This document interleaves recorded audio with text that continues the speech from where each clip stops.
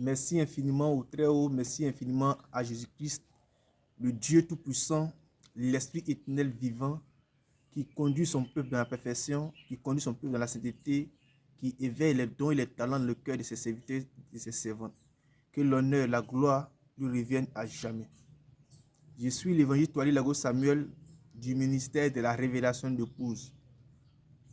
En ce jour, je suis là pour partager un thème avec vous qui est le nom de Dieu.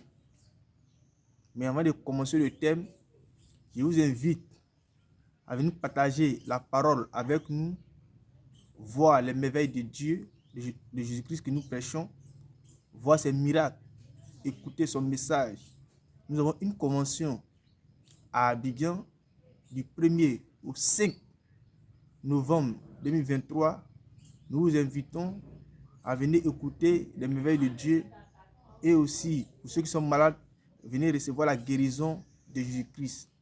Pour ceux qui ne sont pas d'accord avec l'enseignement que nous donnons, vous pouvez venir pour les débats, même pour des questions. Soyez bénis à jamais, que l'Esprit éternel ouvre l'esprit de tout un chacun de nous afin de comprendre sa parole, son message et manifester ses œuvres saintes et pieuses. Que l'honneur lui revienne à jamais. Le thème de ce jour est le nom de Dieu. Quel est le nom de Dieu? D'autres se lèvent, ils disent que le nom de Dieu, c'est le Dieu de l'héritage. D'autres se lèvent, ils disent que le nom de Dieu, c'est le nom du prophète. D'autres se lèvent, ils disent que le nom de Dieu, c'est Yeshua Masha. D'autres se lèvent, ils disent que le nom de Dieu, c'est la Shekinah. D'autres se lèvent, ils disent que le nom de Dieu, c'est El Rafa. Chacun attribue un nom à Dieu. D'autres même, ils appellent le nom de Dieu, c'est soit une idole de leur village, c'est que chacun a donné un nom à Dieu. Mais quel est le nom du véritable et le réel Dieu? Car l'Écriture nous dit, dans 1 Corinthiens 8:5, qu'il y a plusieurs dieux et plusieurs seigneurs. Mais celui qui est le véritable et le réel Dieu est qui? Et quel est son nom? Avant de commencer le thème, on va prendre 3 lectures pour vérifier. Ésaïe 52, verset 6. Ésaïe 52, 6. C'est pourquoi mon peuple connaîtra mon nom. C'est pourquoi mon peuple connaîtra mon nom. C'est pourquoi il saura en ce jour, oui, que c'est moi qui parle. Alléluia. Me voici. Amen. Depuis l'ancienne alliance, Dieu n'a pas donné un nom par lequel nous pouvons l'adorer. Avant la première alliance que Moïse a apportée au moins, Dieu n'a pas donné un nom par lequel nous pouvons adorer. Lorsque Adam est sorti du jardin avec Ève et ses enfants sont allés faire une offrande à Dieu, l'Éternel, il n'y avait pas un nom par lequel ils ont fait l'offrande, ils ont adoré Dieu. Après eux, les prophètes qui sont venus, mais les hommes qui sont venus, les femmes qui sont venus, ils ont adoré Dieu. Mais à quel nom? Mais quel nom de Dieu? On va prendre d'abord le temps de Moïse dans Exode 3. Exode 3. Exode le chapitre 3. Verset 13. Au verset 13. Moïse dit à Dieu. Moïse dit à Dieu. J'irai donc vers les enfants d'Israël. J'irai vers donc les enfants d'Israël. Et je leur dirai. Je leur dirai. Le Dieu de vos pères m'envoie vers vous. Le Dieu de vos pères m'envoie vers vous. Mais s'il me demande quel est son nom. Quel est le nom de Dieu? Que leur répondrai-je? Dieu dit à Moïse. Dieu me dit à Moïse. Je suis celui qui suis. Je suis celui qui suis. Et il ajouta. C'est ainsi que tu répondras aux enfants d'Israël.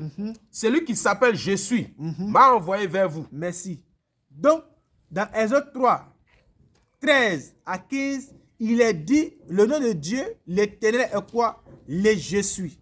Mais cependant, lorsque Abraham devait donner son fils en sacrifice et Dieu lui a envoyé un bélier, il appelle le quoi comment? Jéhovah, Rapha. Est-ce que cela était le nom de Dieu?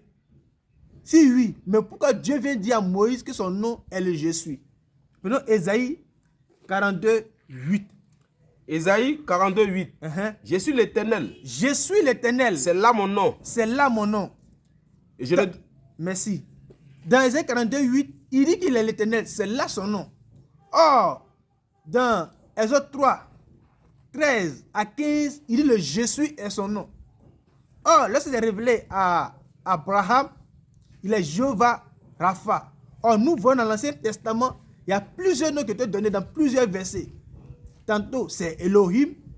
Tantôt, c'est Jéhovah Rapha. Chacun donne plusieurs noms en faisant de l'adoration. Dans l'Ancien Testament, nous retenons que en fonction de l'adoration, en fonction des conditions que nous nous retrouvons dedans, l'homme attribuait un nom à Dieu. D'où dans l'Ancien Testament, il n'y avait pas un nom de Dieu, mais cependant, il y avait les attributs de Dieu. Ça veut dire, hier, si je partais en guerre et Dieu me délivrait de la guerre où je sortais vainqueur, j'appelle le Dieu l'Éternel des armées, qui est représenté par Michael.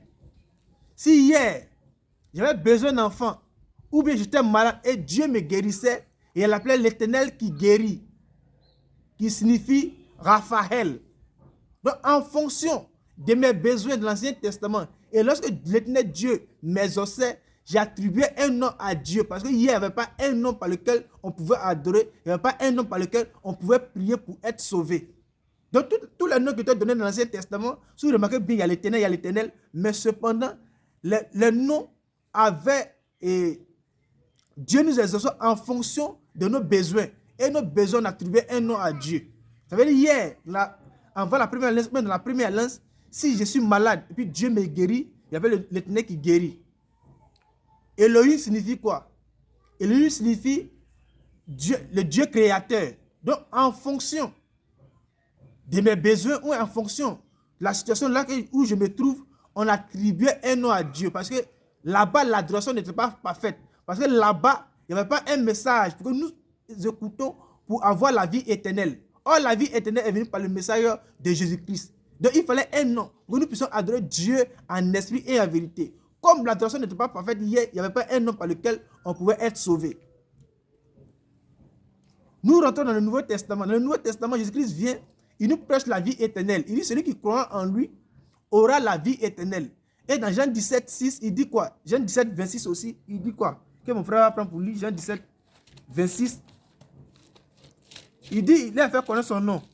Jean 17, oui. au verset 26.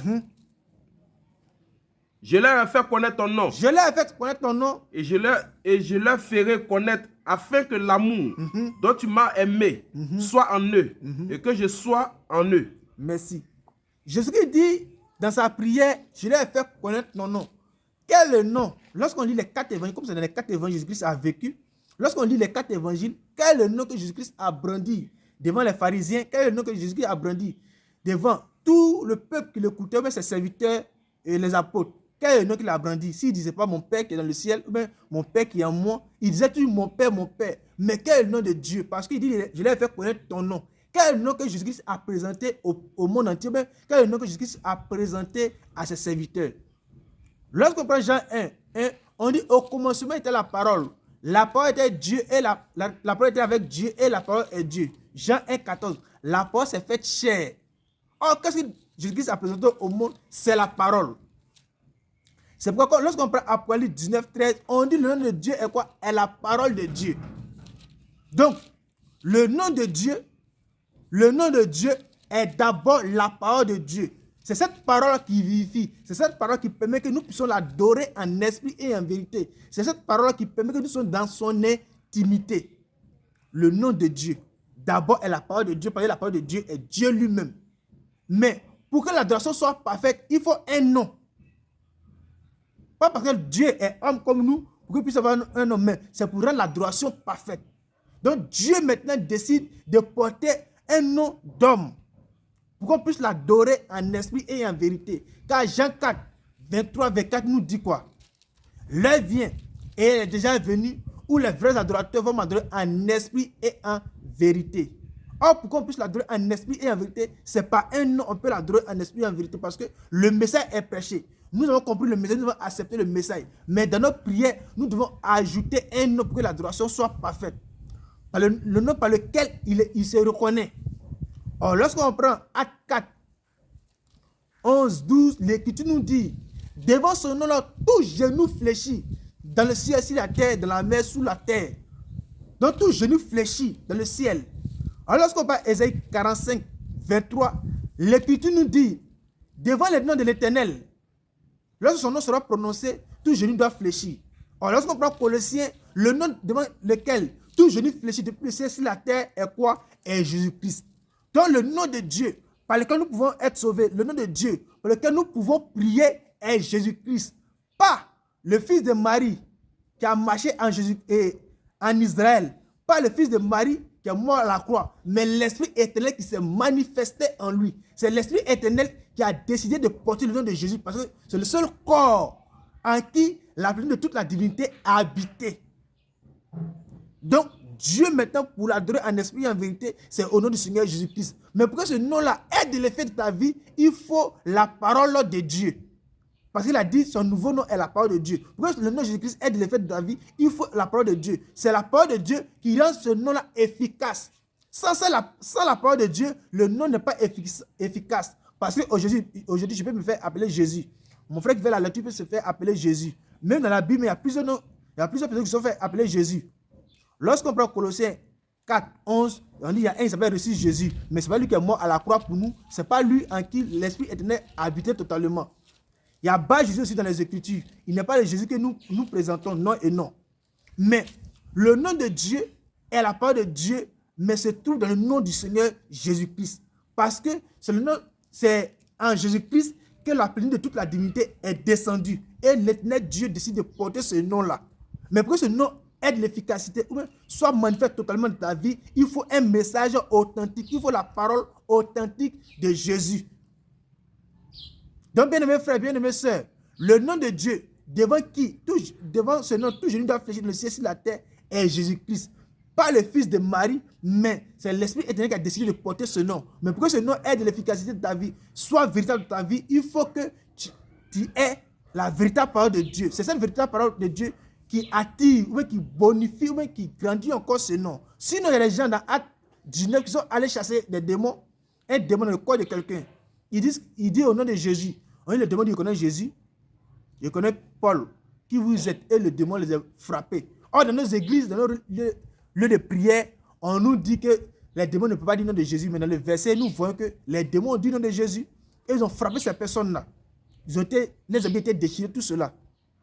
Donc, pour que le nom de Jésus-Christ ait de l'effet dans ta vie, accepte, cherche le message authentique de Jésus-Christ. Dans ce message-là, tu pourras manifester ou tu pourras adorer Dieu en esprit et en vérité. Donc, si quelqu'un vous dit le nom de Dieu aujourd'hui, et le Dieu de l'héritage, il a bu, laissez-moi vous dire qu'il n'est pas dans la vérité. Si vous dites le nom de Dieu est l'éternel, il n'est pas dans la vérité. Si vous dites le nom de Dieu c'est El Shaddai, il n'est pas dans la vérité. Parce que tous ces attributs-là, dans l'Ancien Testament, on les appelle les attributs de Dieu. En fonction de ton exaucement, tu attribues un nom à Dieu.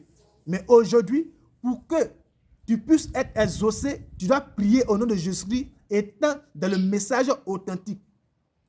Donc, soyez bénis, que la main de Dieu Tout-Puissant soit dans vos vies. Shalom, shalom.